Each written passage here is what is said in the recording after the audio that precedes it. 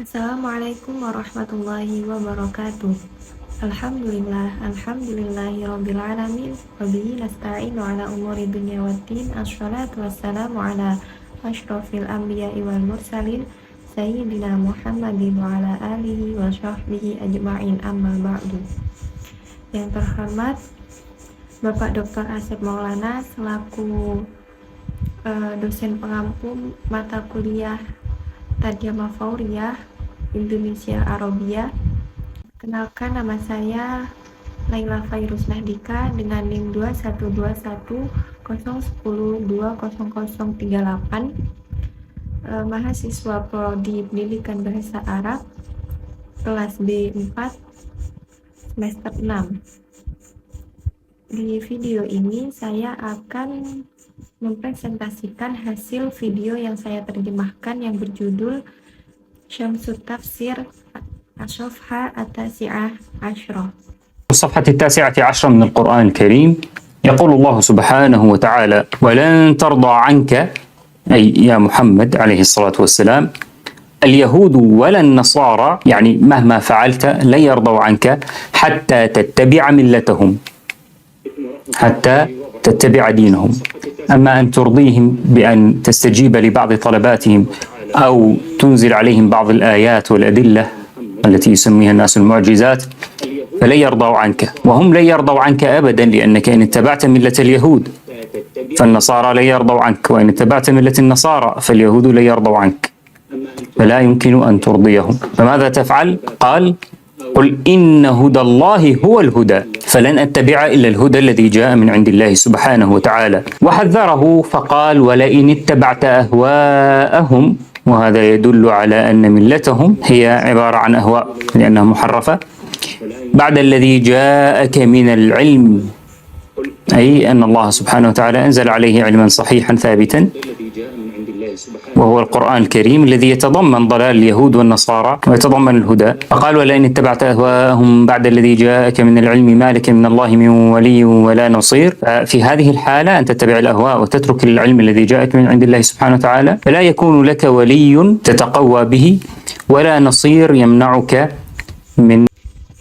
Baik, artinya tafsir ini berada di halaman ke-19 dari Al-Quran Al-Karim. Allah Subhanahu wa Ta'ala berfirman, dan orang-orang Yahudi dan Nasrani tidak akan rela kepadamu Muhammad. Artinya Nabi Muhammad SAW, baik Yahudi maupun Nasrani, apapun yang engkau lakukan, maka mereka tidak akan rela denganmu sampai kamu mengikuti agama mereka. Entah kamu memuaskan mereka dengan menjawab beberapa permintaan mereka, atau dengan mengungkapkan kepada mereka beberapa ayat dan bukti yang orang sebut mukjizat itu, mereka tidak akan pernah rela denganmu. Dan mereka tidak akan pernah rela terhadapmu, karena jika kamu menganut agama Yahudi, maka Nasrani tidak akan rela terhadap kamu, dan jika kamu mengikuti agama Nasrani, maka Yahudi tidak akan rela terhadap kamu, sehingga kamu tidak dapat rela. Jadi kamu tidak bisa menyenangkan mereka. Lalu apa yang kamu lakukan? Beliau bersabda, katakanlah bahwa petunjuk Allah adalah petunjuk. Aku hanya mengikuti petunjuk yang datang dari Allah. Dia memperingatkannya. Dia bersabda, dan jika kamu mengikuti hawa nafsu mereka, ini menandakan bahwa agama mereka adalah wujud hawa nafsu karena menyimpang. من العلم، أي أن الله سبحانه وتعالى أنزل عليه علما صحيحا ثابتا، وهو القرآن الكريم الذي يتضمن ضلال اليهود والنصارى ويتضمن الهدى. فقال: ولئن اتبعت أهواءهم بعد الذي جاءك من العلم ما لك من الله من ولي ولا نصير.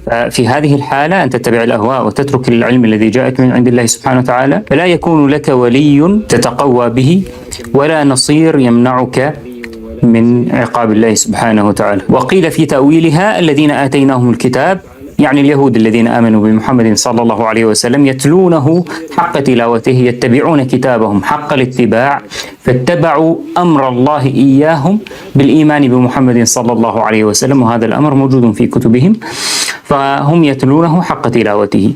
أولئك يؤمنون به، يعني بالنبي صلى الله عليه وسلم، ومن يكفر به فأولئك هم الخاسرون. والخاسر هو الذي يدخل جهنم، والفائز هو الذي يزحزح عن النار ويدخل الجنة. يا بني إسرائيل، يخاطبهم يقول: اذكروا نعمتي التي أنعمت عليكم وأني فضلتكم على العالمين. وهذه مرت معنا سابقا أن الله في تلك الحقبة فضلهم على العالمين بأن أرسل إليهم الرسل وجعل منهم الأنبياء وجعلهم ملوكا وآتاهم ما لم يؤت أحدا من العالمين، فهذا كان تفضيلا لهم في ذلك الزمان، وهذه نعمة من الله عليهم أن يشكروها. قال: واتقوا يوما لا تجزي نفس عن نفس شيئا، وهذه أيضا مرت معنا، فلن تحاسب نفس مكان نفس، ولن تنفع نفس نفسا يوم القيامة بأن تدافع عنها أو تحمل عنها، ولا يقبل منها عدل، أي فدية تعطيها لتنجو في الآخرة، ولا تنفعها شفاعة، لأنه لا يشفع أحد يوم القيامة إلا بإذن الله سبحانه وتعالى، والكافر لا شفاعة له، ولا يشفعون إلا لمن ارتضى، ولا هم ينصرون، ما في أحد يستطيع أن ينصرهم ويدافع عنهم ضد. Artinya setelah ilmu yang datang kepada mereka, artinya Allah menurunkan kepadanya ilmu yang benar dan terbukti, yaitu Al-Quran. Al-Quran yang di dalamnya terdapat kesesatan orang-orang Yahudi dan Nasrani, di dalamnya termaksud petunjuk. Beliau bersabda, dan jika kamu menuruti hawa nafsu mereka setelah ilmu yang datang kepadamu, niscaya kamu tidak mempunyai pelindung dan penolong dari Allah. Dalam hal ini kamu menuruti hawa nafsumu dan meninggalkan ilmu yang datang kepadamu. Ya Allah, maka kamu tidak mempunyai wali yang menguatkan dirimu dan tidak ada penolong yang dapat melindungimu dari azab Allah Subhanahu wa taala. Dan dikatakan dalam tafsirnya, orang-orang Yahudi yang beriman kepada Muhammad, semoga Tuhan memberkati dia dan memberinya kedamaian. Mereka membacanya sebagaimana mestinya, sehingga mereka mengikuti perintah Allah kepada mereka dengan beriman kepada Muhammad SAW. Hal ini terdapat dalam kitab mereka, maka mereka membacanya dengan baik.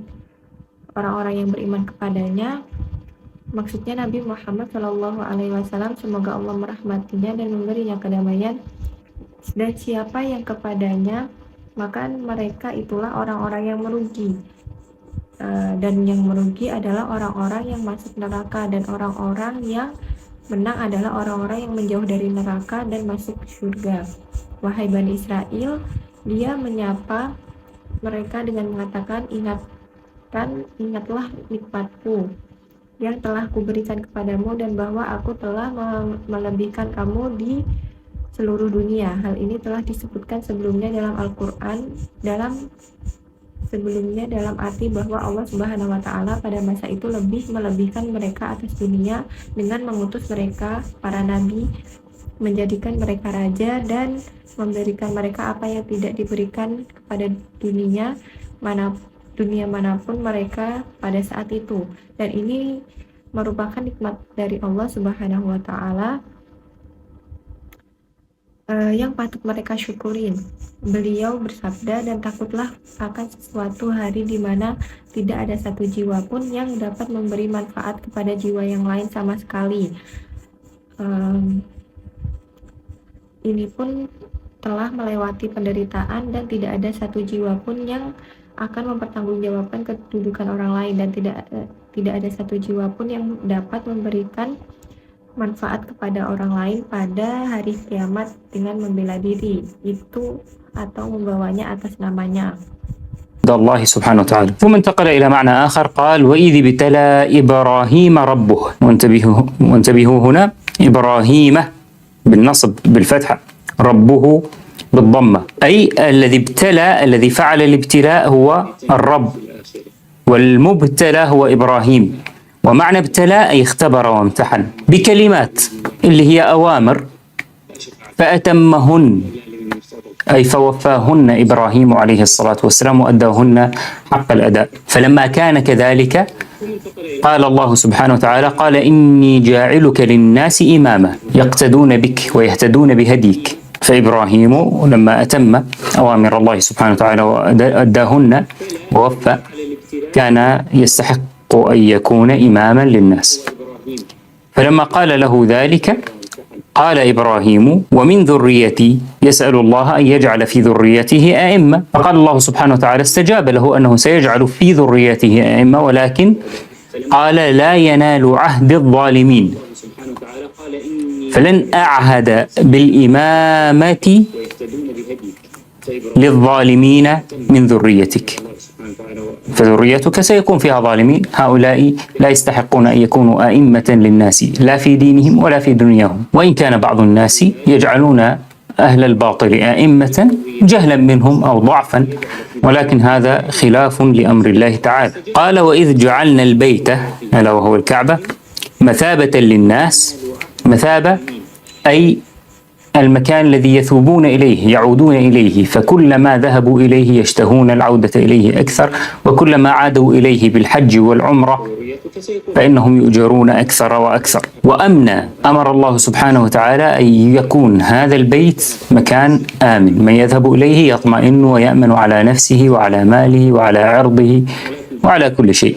وحتى البهائم في ذلك المكان لا تصاد ولا ينفر صيدها، فهي حتى البهائم هناك آمنة، وجب أن يكون. واتخذوا من مقام إبراهيم مصلى، يوجد حجرة وقف عليها إبراهيم عليه الصلاة والسلام أثناء بناء الكعبة، وفي هذه الحجرة مكان رجل إبراهيم عليه الصلاة والسلام، غاصت رجله فيها، وهذه لا تزال موجودة إلى يومنا هذا بقرب الكعبة. فأمر الله المسلمين أن يقفوا خلفها ويصلوا، يتجهوا إلى البيت خلف هذه، وهذا دلالة أيضا على أن إبراهيم إمام لنا، وهذا مكان وقوفه نحن نصلي خلفه. قال: وعهدنا إلى إبراهيم وإسماعيل. إسماعيل هو ابن إبراهيم وهو أبو العرب، فالله عهد إليهما أي أوكلهما وأوصاهما أن طهرا بيتي، يعني البيت الذي سيبنيانه يبنيانه على الطهارة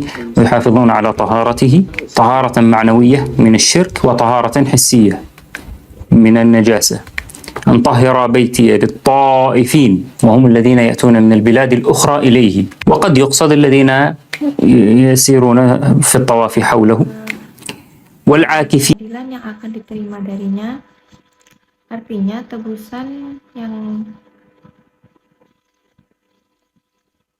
yang kamu berikan agar selamat di akhirat dan tidak ada syafaat yang memberi manfaat, karena tidak ada seorang pun yang akan memberi syafaat di hari kiamat kecuali dengan izin Allah, dan orang-orang kafir tidak ada syafaatnya dan mereka tidak akan memberi syafaat kecuali mereka yang Allah ridhoi, dan mereka tidak akan ditolong.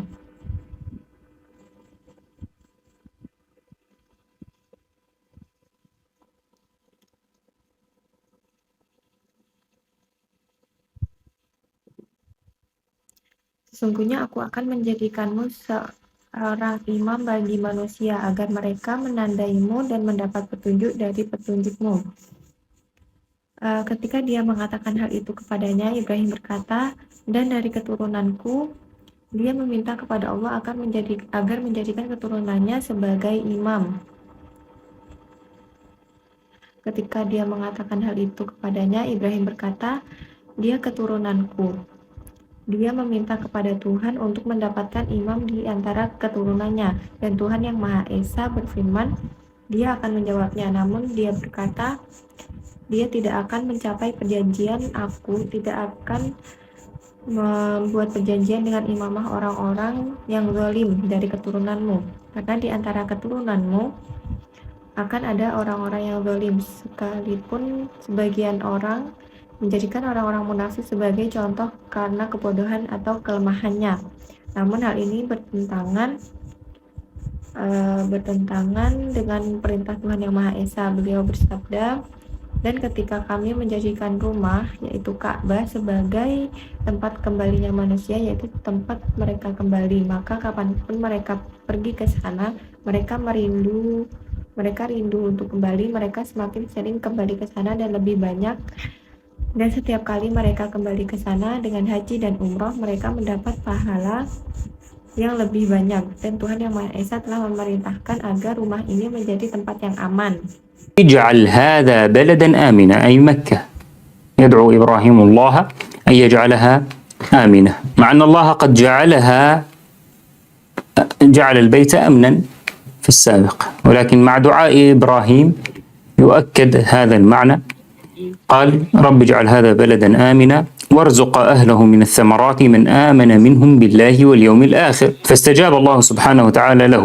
ولكن إبراهيم لما دعا عليه الصلاة والسلام دعا برزق أهله المؤمنين بالله واليوم الآخر، لكن الله سبحانه وتعالى قال ومن كفر فأمتعه قليلا، أي أيضا سأرزقه في الدنيا من الثمرات ومن غير الثمرات، وهذه الدنيا متاع قليل، سأمتعه في الدنيا فأمتعه قليلا ثم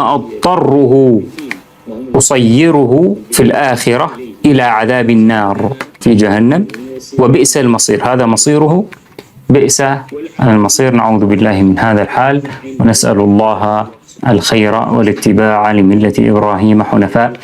والسلام عليكم ورحمة الله وبركاته. Dia berkata, dan kami telah membuat perjanjian dengan Ibrahim dan Ismail. Ismail adalah anak Ibrahim dan dia adalah bapak orang-orang Arab. Maka Allah membuat perjanjian dengan mereka, yaitu atau keduanya, dan mempercayakan kepada mereka yang paling penting. Masalahnya adalah mereka menyucikan rumahku, maksudnya rumah yang mereka bangun, dengan membangunnya di atas kesucian. Mereka menjaga akhlak dari kemusyrikan dan kesucian jasmani dari kenajisan. Yang dimaksudnya adalah orang-orang yang berjalan mengelilinginya dan para penyembah yang tinggal di dekatnya, menyembah Tuhan Maha Suci, Dia yang Maha Tinggi, dan yang duduk di sana menyembah Tuhan. Orang-orang sujud yang berdoa di rumah ini. Dan ketika Ibrahim berkata, ya Tuhanku, jadikanlah negeri ini aman. Maksudnya Mekah, rumah tersembunyi. Maksudnya Mekah, Ibrahim berdoa kepada Allah agar dijadikan aman. Padahal dahulu Allah menjadikan sebagai rumah persembunyian. Namun dengan doa Ibrahim, maka makna tersebut ditegaskan. Firman Tuhan, jadikanlah ini negeri yang amanah dan berikan rakyatnya kecukupan. Buah-buahan siapa di antara mereka yang beriman kepada Tuhan dan hari akhir, maka Allah menjawab kemuliaannya kepadanya dan dia meninggalkan baginya. Tetapi Ibrahim tidak menyeru kepadanya doa dan salam kepadanya. Dan dia yang berkata, dan siapa yang kafir mempunyai sedikit kenikmatan, yaitu aku juga akan menyerah di dunia dari buah-buahannya, dinikmati sedikit lalu dipaksakan. Di akhirat nanti akan aku masukkan ke siksa neraka, dan alangkah celakanya tempat tujuan. Ini nasibnya yang menyedihkan. Kami berlindung kepada Tuhan dari situasi ini, dan kau minta kebaikan Tuhan dan pengikut itu adalah Hanafa. Selanjutnya, strategi yang digunakan dalam menerjemahkan. Yang pertama, pungutan murni atau pure borrowing, yang artinya di mana penerjemah mengambil ungkapan atau kata bahasa Arab ke dalam bahasa Indonesia tanpa penyesuaian ejaan dan pelafalan. Contohnya biqurbil Ka'bati, yang artinya dekat dengan Ka'bah. Yang kedua yaitu naturalisasi atau borrowing, yang artinya di mana penerjemah mengambil ungkapan atau kata bahasa Arab ke dalam bahasa Indonesia dengan penyesuaian ejaan dan pelafalan. Contohnya ja'aka minal ilmi, artinya telah datang kepadamu ilmu. Selanjutnya gloss translation, yang artinya penerjemah memberikan catatan tambahan pada kata bahasa Indonesia. Contohnya ayaku nahadzal baita, rumah ini menjadi atau Ka'bah. Selanjutnya ekspansi atau penambahan, expansion and addition, yang artinya di mana penerjemah menambahkan beberapa kata dalam menerjemahkan bahasa Arab. Contohnya, amma anturdiyahum bi antastajiba li ba'di talabatihim au tunzil alaihim ba'dal ayati wal adillati. Artinya, entah kamu memuaskan mereka dengan menjawab beberapa permintaan mereka dengan mengungkapkan kepada mereka beberapa ayat. Yang selanjutnya, adaptasi, atau yang artinya di mana penerjemah mengganti pengertian yang secara kultural berkembang di tengah masyarakat pengguna bahasa. Contohnya, Allah Subhanahu wa Ta'ala anzala alaihi ilman sahihan, yang artinya bahasa literal Al-Quran dan bahasa adaptasi, yaitu Allah telah menurunkan kepadanya ilmu yang benar. Selanjutnya, reduction and subtraction, atau reduksi dan pengurangan, yaitu di mana penerjemah mengurangi kata dalam menerjemahkan bahasa Arab yang mengekspresikan pesan-pesan berlebihan atau basa-basi dari bahasa Arab bagi pembaca. Contohnya, walantarobo angka, ay ya Muhammad sallallahu alaihi wasallam, al-Yahudu wa Nasara la yarudu anka. Artinya, dan orang-orang Yahudi dan Nasrani tidak akan rela kepadamu Muhammad. Selanjutnya, literal atau literal translation, yaitu di mana penerjemah menerjemahkan kata demi kata sehingga dihasilkan bentuk terjemahan teks secara keseluruhan. Contohnya, wahum la yarudu anka abadan li annaka imittaba'ta millatal yahudi wan nasara la yarudu anka. Dan mereka tidak akan pernah rela terhadap kamu karena jika kamu menganut agama Yahudi, maka Nasrani tidak akan rela terhadap kamu. Selanjutnya, kosakata. Kosakata baru. Hada yahdi artinya menunjukkan. Rodo yarodo artinya rela. Dolalun artinya kesesatan. Zahzaha yuzahzahu artinya menjauh. Tala yatlu artinya membaca. Selanjutnya, ibtala yabtali artinya menguji. Al-imamatu artinya sebagai imam. Wushu yawushu artinya menyelamkan. Selanjutnya, matta'a yumatti'u artinya menyenangkan. Khalfa kebalikan. Itma'anna yatma'innu menenangkan. Yang terakhir yaitu kesimpulan. Yang pertama, Muhammad Shallallahu Alaihi Wasallam, Yahudi maupun Nasrani, apapun yang kamu lakukan, mereka tidak akan rela denganmu sampai kamu mengikuti agama mereka. Entah kamu memuaskan mereka dengan menjawab beberapa permintaan mereka atau dengan mengungkapkan kepada mereka beberapa ayat dan bukti yang orang sebut mukjizat, mereka tidak akan rela denganmu. Dan yang kedua, Allah menurunkan kepadanya ilmu yang benar dan terbukti, yaitu Al-Quran yang mulia, yang di dalamnya terdapat kesesatan orang-orang Yahudi dan Nasrani. Di dalamnya termasuk petunjuk. Beliau bersabda, dan jika kamu menuruti hawa nafsu mereka setelah ilmu yang datang kepadamu, niscaya kamu tidak akan mempunyai pelindung dan penolong dari Allah. Yang ketiga, dan takutlah akan hari di mana tidak ada satu jiwa pun yang dapat memberi manfaat kepada yang lain sama sekali. Ini pun telah melewati penderitaan dan tidak ada satu jiwa pun yang mempertanggungjawabkan kedudukan orang lain. Dan tidak ada satu jiwa pun yang dapat memberikan manfaat kepada orang lain pada hari kiamat dengan membela diri. Dan yang terakhir, yang keempat, yaitu beliau bersabda, dan ketika kami jadikan rumah, yaitu Ka'bah, sebagai tempat kembalinya manusia, artinya tempat mereka kembali, maka mereka akan kembali ke sana kapanpun mereka pergi ke sana, dan kembali ke sana untuk menunaikan ibadah haji dan umroh, mereka akan mendapatkan pahala yang lebih besar, dan bahkan hewan-hewan akan merasa lebih aman karena tidak diburu. Cukup sekian dari presentasi dari saya. Syukron. Wassalamualaikum warahmatullahi wabarakatuh.